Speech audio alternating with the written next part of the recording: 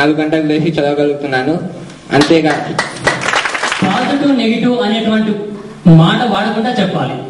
ఇక్కడేమో సగం ఎలితిగా ఉంది గురూజీ అన్నారు, ఇక్కడేమో సగం నిండుగా ఉంది గురూజీ అన్నారు, ఇక్కడేమో భయమే లేదు గురూజీ అన్నారు, ఇక్కడేమో నేను ధైర్యంగా ఉన్నాను గురూజీ అన్నారు, ఇక్కడేమో నేను ఆరోగ్యంగా ఉన్నాను గురూజీ అన్నారు, ఇక్కడేమో నాకు అనారోగ్యం లేదు అన్నారు.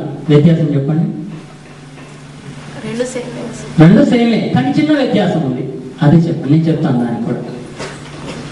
ఇదొక్కటే ఆలోచన విధానానికి అద్భుతమైనటువంటి ప్రక్రియ. ఈ రోజు క్లాస్ మొత్తం ఈ ఒక్కటి చెప్పుకుంటే సరే 1 minute చెప్పండి. కరెక్ట్.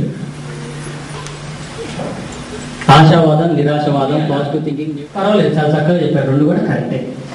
ఇంకొక పిల్లవాళ్ళు లేపి ఇంకొక మాట అడిగాను, ఏంటి ఆ మధ్య ఆరోగ్యం గురించి ఏదో అన్నావు, ఏంటి నీ ఆరోగ్యం పరిస్థితి అంటే, నేను ఆరోగ్యంగా ఉన్నాను గురూజీ అన్నాడు. ఇక్కడ అడిగితే నాకు అనారోగ్యం లేదు గురూజీ అన్నాడు. అంటే 2 కరెక్టే. ఈ రెండింటి మధ్య